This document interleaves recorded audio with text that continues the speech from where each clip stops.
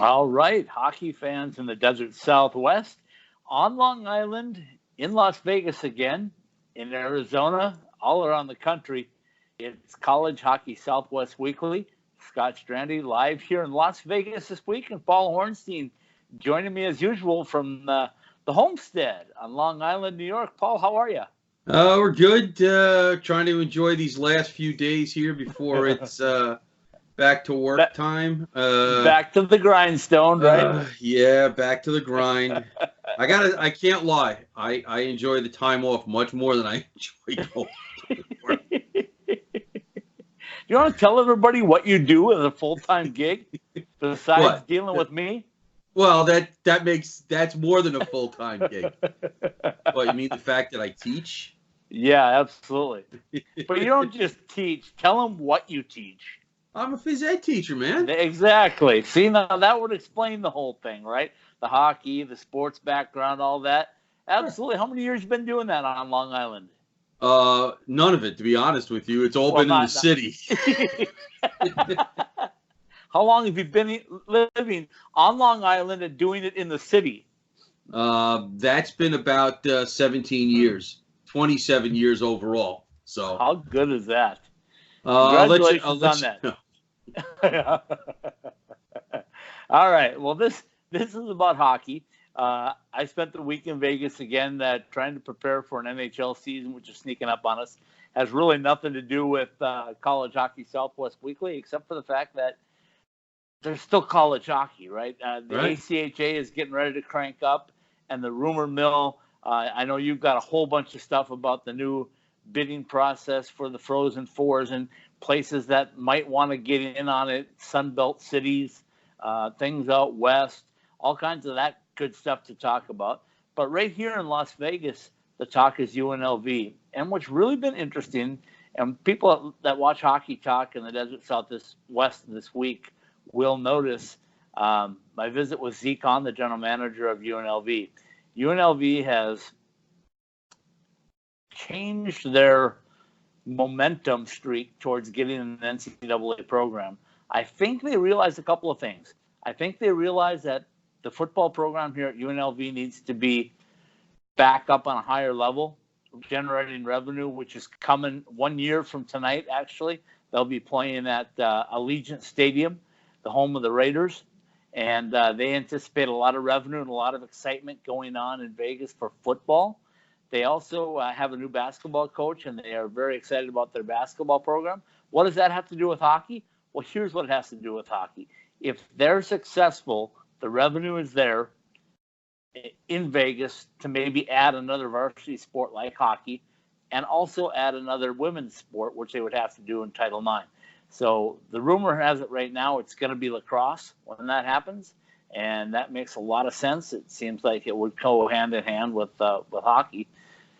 So that being said, Paul, hockey right now in Vegas is let's win at the ACHA level. Let's win a national championship in the next couple of years, and let's see where everything goes from there.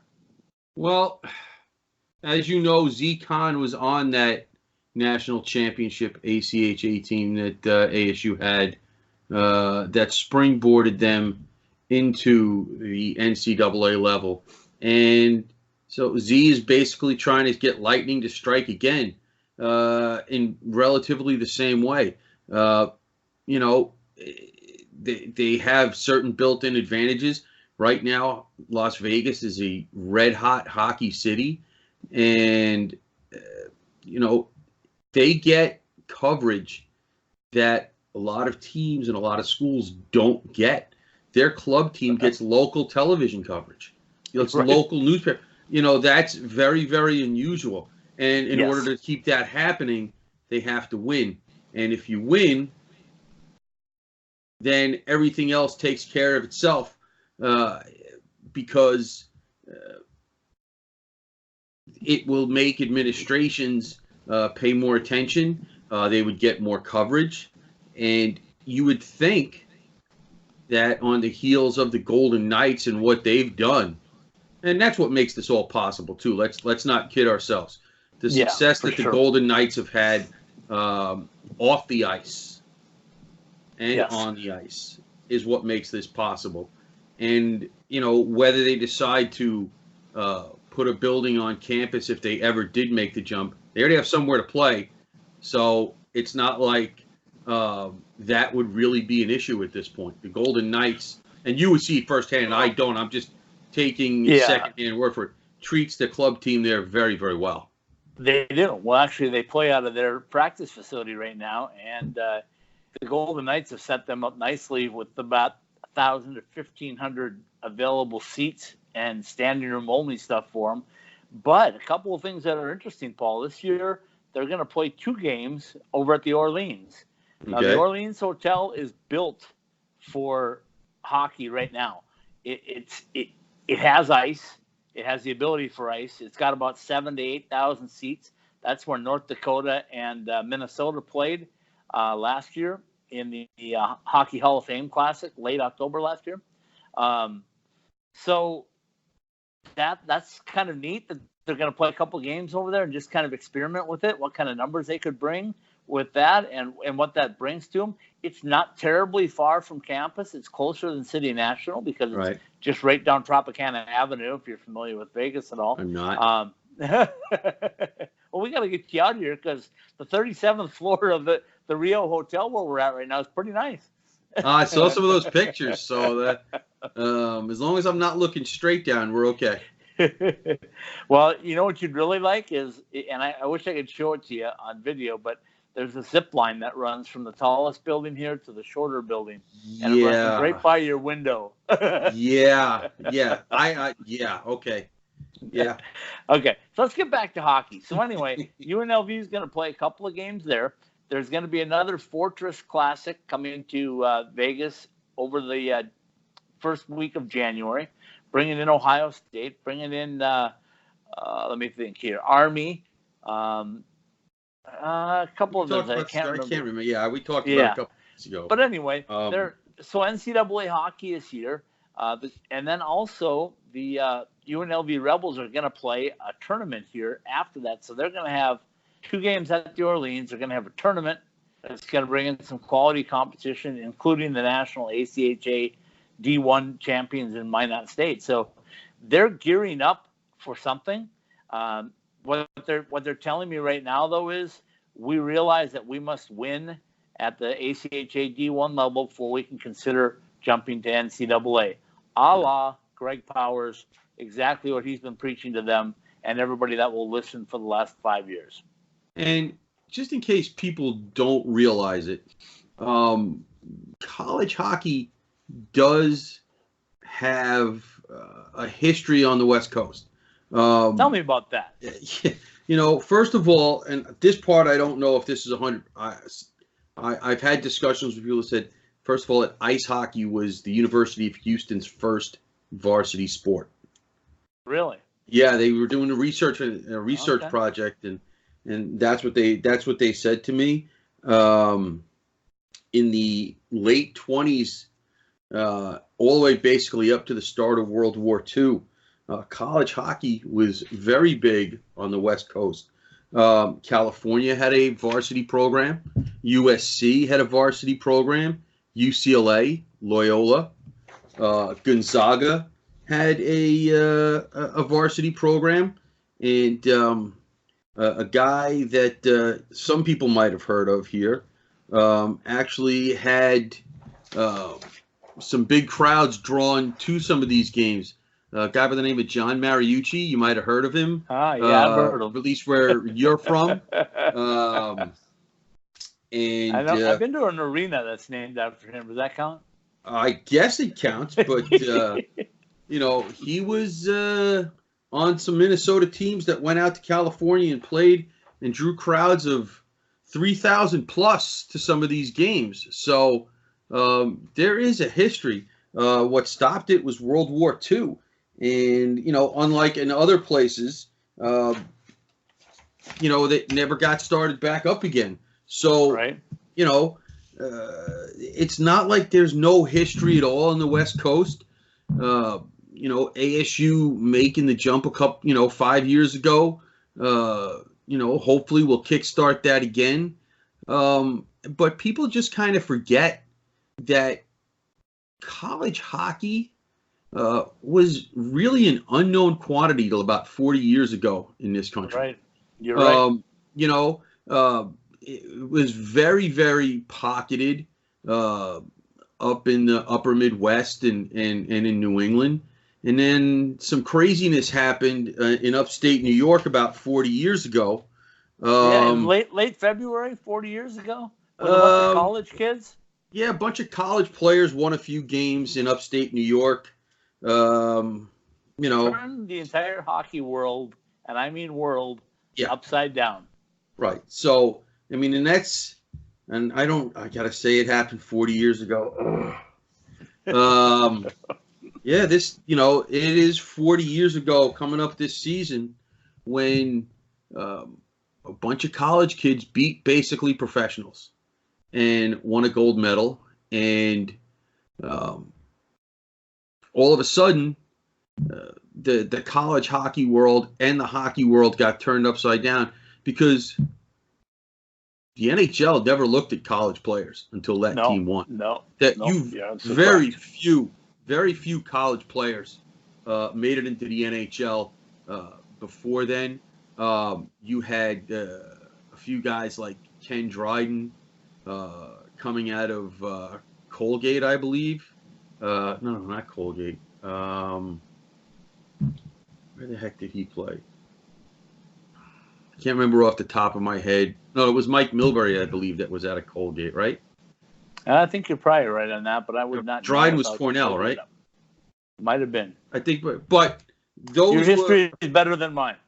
But those were very few of the players in the National Hockey League, even after they expanded in '67, that college hockey players were looked on as afterthoughts and flukes.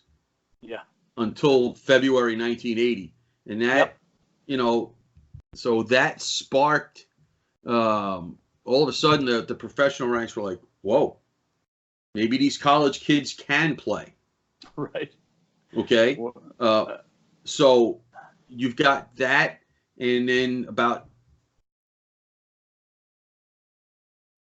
so I guess it's about 15 years later when that U.S. team won a World Cup, beating Canada in the final. That was a lot of college players. John LeClair was on that team. He went to University of Vermont. And so you had even more of an influence now coming out of college hockey. And that really was only 40 years ago. In sports, that's not really a long time. You have, it took time for kids that grew up playing hockey watch it because they watched those games to get to the point where they had an impact on playing the game. And those guys in '96 were the guys that grew up watched the U.S. team in 1980. And you have even more college players now getting into the NHL. So it's taken time to build, but more and more college players getting into the game, and they're coming from more and more places. And so when you think of, when we talk about ASU and the possibility of UNLV jumping up, there's a little backstory to college hockey on the West Coast that, not many people know of. I mean, I didn't know it until I saw this article. So it's coming. It's just going to take time. We just want it to happen faster than. Oh yeah, because we're getting old, right? I mean, we don't want to see this when we're 80.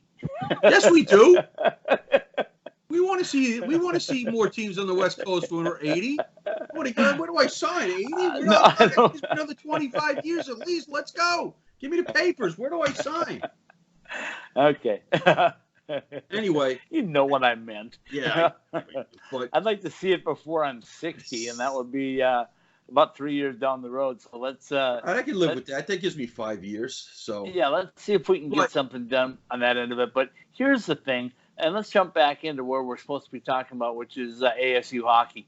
They are leading the way, and I don't think anybody could have predicted that they would be in the position they're at this early in the game. I mean, Greg Powers did. He showed me his plan. I've heard his plan from day one. He thought that they were going to be there this coming season. Right. I don't think he thought that they were Last year. going to be challenging for a national championship this season. But let me tell you again, it's the end of August right now. It's almost Labor Day weekend. And I'm going to tell you first and foremost that in April, there's going to be a team wearing maroon and gold with a pitchfork somewhere on that. And it's going to be saying it's time for us to challenge for Frozen Four. This is the best team easily that they put together. Sure. It's the deepest team they put together, and it's the most well-rounded team that they put together. Well, listen, and there's no doubt that them having success led to some of these cities that are theoretically bidding for the next cycle of Frozen Fours. You have the next three are in Detroit, Pittsburgh, and Boston. Those are much more traditional places. But our buddy Craig Cameron, well, your buddy, I don't really know him. Well, Greg writes for College Hockey News. He covers College the Hockey News. Southwest, college pretty much Western U.S. because he has ASU. He's got the Colorado schools and things like that, and Alaska's. So, I mean, this is the list, and he put this in order of his cities to bid. And I think some of these will surprise people. Tampa Bay won't surprise people because they've had it twice before. Yep. And it's been very popular. And more importantly, it's made money. Yes. So let's not. Number 2 on that list is where you are. Yep. In Las Vegas. And they will make a strong push, Paul. There will be a very strong push. I would be shocked if they didn't get one because these bids are for the 2023 through 2026 Frozen Fours. I would be shocked if they didn't get one. I would also be shocked if Tampa Bay didn't get one, to be honest with you. Yep. And they're kind of being a mix of traditional and quote unquote non-traditional. Third on that list was St. Louis. Yeah, that's traditional. You know, that's a little in between. Basically, it's kind of in between. Yeah, and you know, when you consider all of the junior hockey that's in that neck of the woods. And St. Louis is producing more and more players. This one caught me off balance. Caught me by surprise. Right here. Madison Square Garden, New York. Yeah. He's got that 4th on the list. They've been doing it 1 or 2 college hockey games a year, mostly with Cornell and some Big Ten teams. They get big crowds for those games. You know, they have a lot of college sporting events, mostly basketball at Madison Square Garden, but he's got that on the list.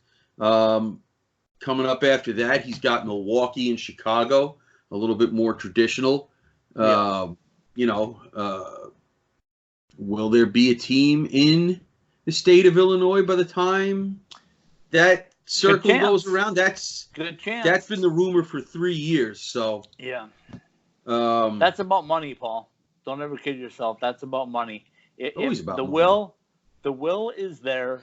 It's the money that I believe is not quite there. It's always about. Yeah, that's what it's about. The next few on this list are a little bit more Seattle. Yeah. Well, once they get their rink and they get flourishing in the NHL, 2026 would be a possibility for them, I would think. You know, and problem with Seattle is there's no college team close. Well, to host listen. it. Well, but when they had it in Tampa Bay, at least one of those times, Alabama Huntsville was the host school. So if there's still an Alaska school around, you could see where they might be the quote unquote host. Yeah, they would have to be. Yeah. Then after that, you know, Gila River and ASU. We'll see what happens there. This next bunch, Columbus, Ohio. You know, I mean, they got Ohio State, Dallas. Dallas is big. They got the NCAA National Tournament last year and this year. Yeah. Kansas City. Which would be kind of St. Louis-y. Dark horse. Nashville. Nashville be good. Nashville on that list. But again, who's your university there? Huntsville. Maybe. Well, let's put it this way. At least according to Cameron, the New York City bid would be hosted not by an individual school, but the NCHC was looking into it. So it would be hosted by a conference itself. Yeah. I'm just throwing out there, and like I said, this is not coming from me. I'm just quoting Cameron's story. And the last on that list was Washington, D.C. And they've had it before. They've had it before, yeah. So, I mean, that's an interesting list if you're following college hockey and hockey in general. I would be stunned if they make a bid, and obviously we don't know, if one of those four is not in Las Vegas, and I would also be stunned if they make a bid that one of those four is not Tampa Bay. Yeah, can I throw this out? You can throw anything you want. You're the boss. I just work here. Let me throw this out. Here's my prediction for 2023 through 2026. 2023 ends up in Tampa Bay. Been there, done that, all good. Makes money, successful, warm weather, yay. 2024 is going to go to Las Vegas. 2025 is going to go to Seattle. And 2026 is going to go to a new arena on the Salt River Indian Reservation in Scottsdale, Arizona. You really think they'll go 4 for 4 in quote-unquote non-traditional places? Listen, I hope you're right. I hope you're right. I think they need to, and here's why. The traditional places are already generating great response. Right? What's happening is it's the areas that they want to grow to that they need to grow to. I agree with that. To be honest, here's the thing. Buffalo was really good last year, but you saw the pictures of the crowds. The crowds weren't many because here's what happens in a Frozen Four. The only teams that are really excited about going to a Frozen Four, the fans, I should say, are of the teams, of the four teams that are going, right? You have to make it a destination. Yes, and there you go. However, if the destination is Las Vegas, you're going to come down here, for – and the other thing of it is in April, the Sabres are pretty much out of the hockey world playoffs in the NHL, so there's no NHL to go to. You didn't know about your travel weather. In April, it could be iffy. Well, you come to Vegas in April, it's almost perfect. And you come to Phoenix in April, it's almost perfect. Spring training is over, everything's going. But what's going to have to happen first is they're going to need to get that arena out of, or they're going to have to get the Coyotes out of Glendale and over to the east side. And when that happens, I think you're going to see a lot of things coming your way because for ASU to host it, I realize that other schools have hosted it from hundreds of miles away. Right. But it's just not a good spot for a college game to be played. And ASU has tried it multiple times to play at Gila River. You were there with me last year during the tournament. 4 of the best teams, and I'll stand by this for a long time. It was 4 of the best college hockey teams ever put together in a holiday tournament, and they drew nothing. To speak of, they drew nothing. And they had the defending NCAA champions. They had Minnesota State. They had Clarkson, and they had ASU, and they still had a hard draw. It's too hard for the students to get there, even though it was Christmas. and they were on break anyway. But it is too hard to get them there. So you got to move it to the east side. But that's my prediction. Let's leave it at that. Let's jump into. That's a very interesting prediction, by the way. That's all I'm going to say. And I'm all for putting it in places where people want to travel. Because here's what's happening. Between now and 2023, they're going to where? Detroit, Pittsburgh. That's like this year, Pittsburgh. So they're going to have those traditional markets before 2023, and now is the time you need to start to explode it, in my estimation. But let's, we'll follow that down the road. It's an interesting story. It's an interesting thought. Let's talk a little bit about some of the stuff going on with the Sun Devils. They played their annual Tillman Cup, which is under the captain's practice rules prior to them getting on the ice with coaches, which is going to happen very soon, next week, I believe. So right now they had a little. You're shaking your head. It's like you can't believe. Wow, it's coming up already. Okay, so the gold team finally won. I had chuckle at Coach Powers' tweet today when he said Tyler Bush finally won a championship. Tyler Bush has been on the losing team for the past couple of years, so that was kind of a little joke out there. But are you surprised with a team that has Brinson Pashnuk on it, Logan Genuine? Who's that defensive partner that plays with Brinson that you really like? Yeah, but Maniscalco, I don't know. Was he? I don't know yes, who they are by their faces. Yeah, Josh Maniscalco was on that team. I was kind of I was only between you and others. We were able to kind of figure out 3 of the defensemen that were on there, and there had to be more. So I'm just assuming.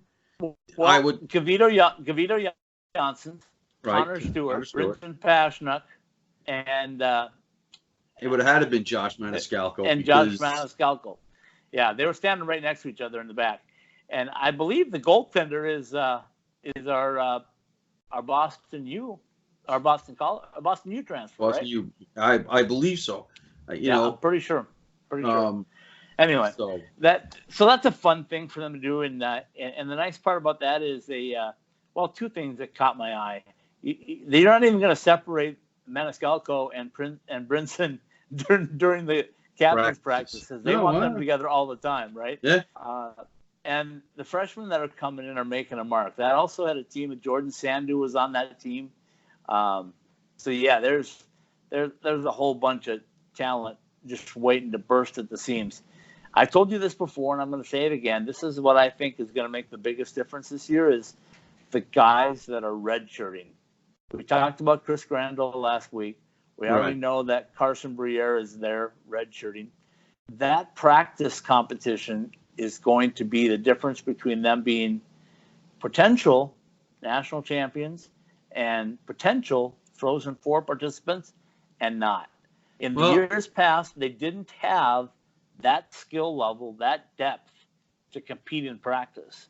Even though they're not going to play in games, they are going to push them to the limit every practice. And I just can't wait to start seeing those Tuesday practices.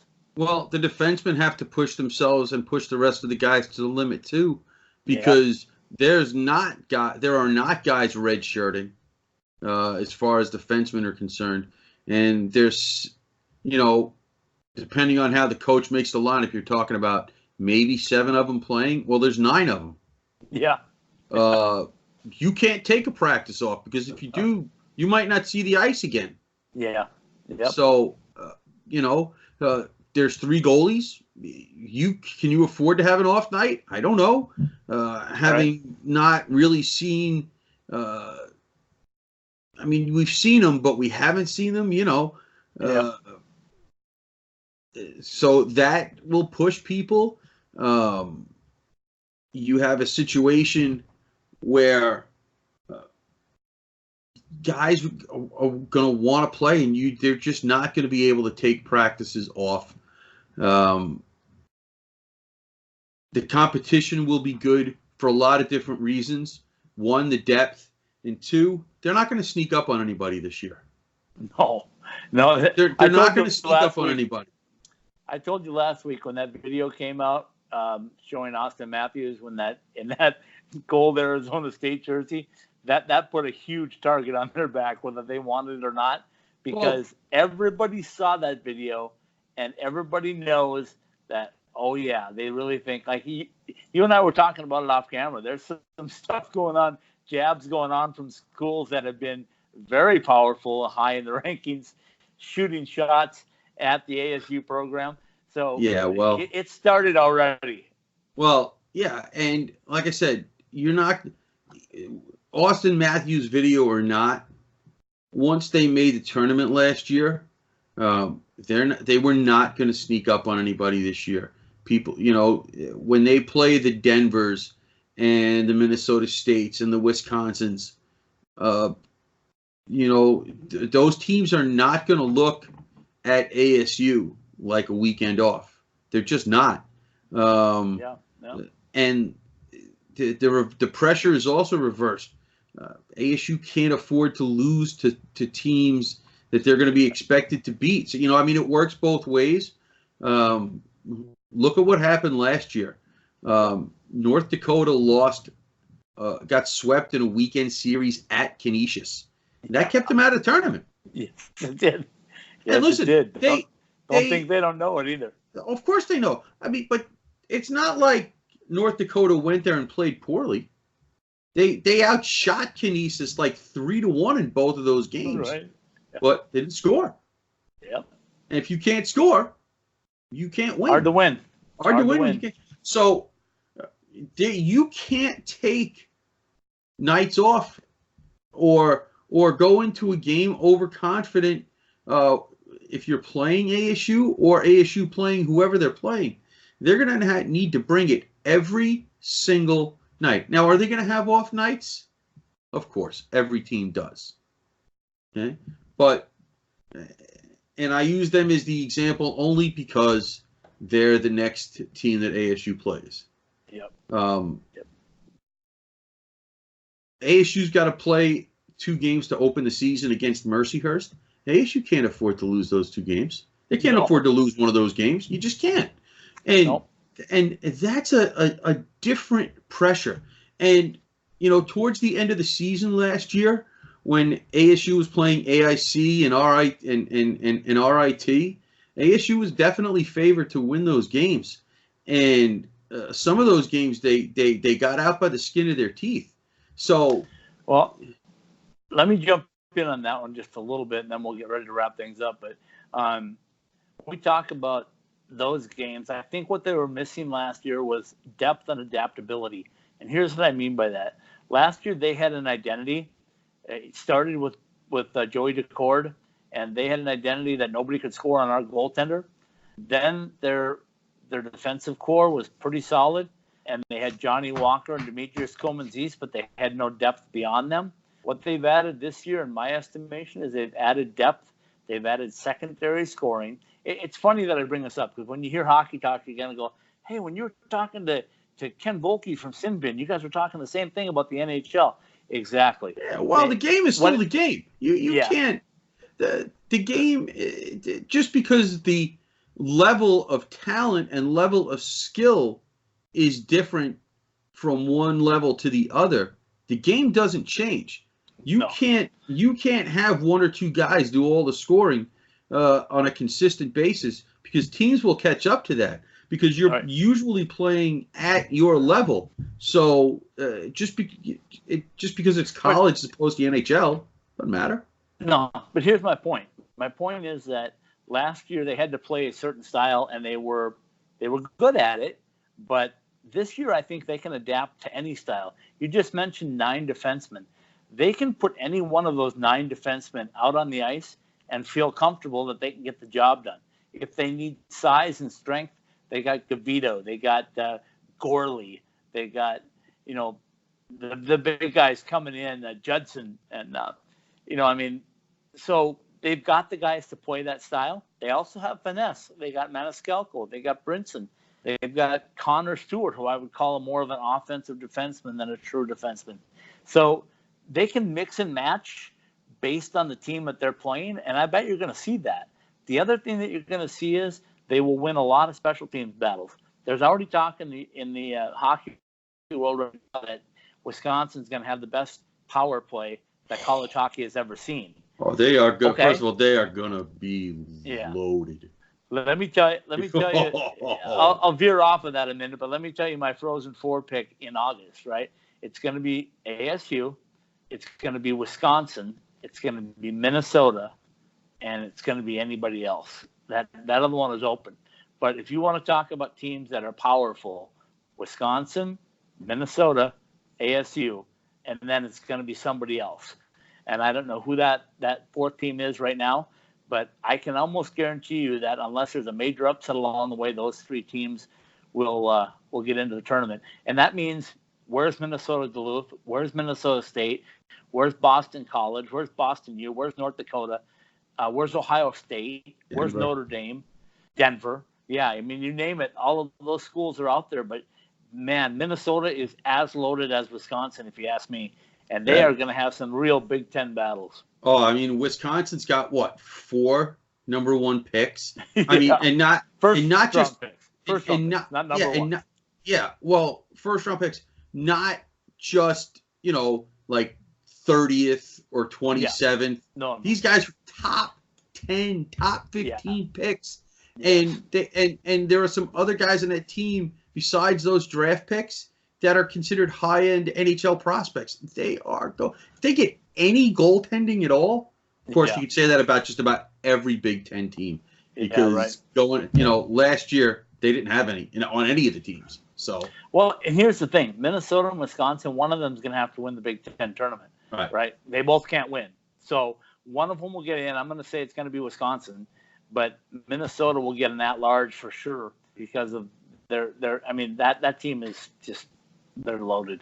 Yeah. So anyway, so that's my thoughts on it as we speak here in late August and approach Labor Day weekend. And next time we talk, Paul, I do believe the Sun Devils will be on the ice and going at it for preparations for Mercyhurst. So, you know what? Let's just knock on wood that there's no injuries along the way as they get ready. Let's knock on wood that everybody develops as they hope they're going to develop. And one more quick shout out, I should say, to one of the guys that just committed to ASU. I don't know if you saw it, but Connor Stewart, Riley Stewart and his mother drove up from Arizona to Dubuque, Iowa, and they kind of documented it on Instagram along the way. I think it was his mom that did most of the documenting, but it was really cool because a couple of weeks earlier, they showed a picture of him going, okay, getting ready to start his senior year at Desert Vista, 2020 grads from Desert Vista High School in Ahwatukee. And now all of a sudden it goes like, welcome to high school in Dubuque, Iowa. Yeah, it's a little different. Yeah, it was a little funny. But so congratulations to Riley. I hope he has a great season. I hope he gets himself ready. So when he gets down on the roster at ASU, he's just a man-child, because I really think he will be. Well, we're going to see. All right, you got anything else to close it out with? No, I think we're good for now. It just I am always excited for the season to start, and like I said, if I can figure out a way to divorce the season. Well, I'm gonna tease something that you've been jabbing at me off camera for a while, but me? I wouldn't do that. I think next week we're going to be able to talk about, let me just put it this way, we're going to be able to talk about reliving the miracle. Okay. What do you think about that? Listen, I remember that like it was yesterday, so even though it was 40 years ago. So let's just leave it like that, reliving the miracle. We'll talk about it next week. All right. All right, folks, that's another show. Great shout out to Paul for jumping in from Long Island, as always. Thank you. Let's talk a little bit about our sponsors. We got our good friends at OxyPow that I always get the stink out and eliminate odors of any stretch. Everybody that gets that stuff from me, first of all, nobody knows about it, which I don't know how that can be. But when they get it, they love it, right? So all of my guests on everything that I do gets a bottle, and they love it. Our friends at M-Drive, the friends at M-Drive are thrilled. I promised you a box. It will be on the way just as soon as I ever get settled down. To get you on the M-Drive. It's fantastic. They have post offices in Las Vegas. I've heard that. I send mine by Pony Express. Oh. Okay. In addition to that, our good friends over at College Bar and Grill, who will be lighting things up. It's football season, Paul. They're the Sun Devils are starting about right now. Oh, Paul? What's that? Yeah, you know that sport. So the College Bar and Grill guys are really excited about Sun Devil everything, but Sun Devil football, Sun Devil hockey. It's great to have it all going on again. It's great to have the college world back in session. So for now, until next week, I'm Scott Strande here in beautiful Las Vegas, Nevada. Paul Hornstein on Long Island in New York, who probably next week you back at school or what? Yeah. Okay, I heard it. We might have to go back to Mondays to start doing some recording, but we'll see. We'll figure it out. All right, folks. Thanks for tuning in. Tune in next week at IcetimeHockeySW.com on College Hockey Southwest Weekly on any podcast, anywhere you can get your podcasts, Podbean, iTunes, you name it. And then also turn into YouTube and see our beautiful faces. We love to see Don't scare off the on viewers. YouTube as well. Don't scare off the viewers. All right, Paul. Have a good night. We'll see you next week. Pre-game like a pro, post-game like a champion at College Bar and Grill. Located across the street from the iconic A Mountain and Sun Devil Stadium and a quick walk from Wells Fargo Arena, College Bar and Grill is your home for the best local craft beer, delicious creative cocktails, tasty food, and Tempe's best atmosphere for Arizona State athletics. College Bar and Grill. Pre-game like a pro, post-game like a champion. Online at ilovecollege.co. Hey, Michael here from mDrive. My dad, a world-class scientist, actually made mDrive for himself to stay active and continue enjoying life.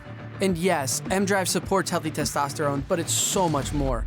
mDrive is the everyday supplement to fuel your drive with more energy and more strength. Listen, we'd love for you to try mDrive too. Visit mdriveformen.com and we'll give you 20% off your first purchase. Just type in the code DRIVE at checkout. Refine your prime with mDrive.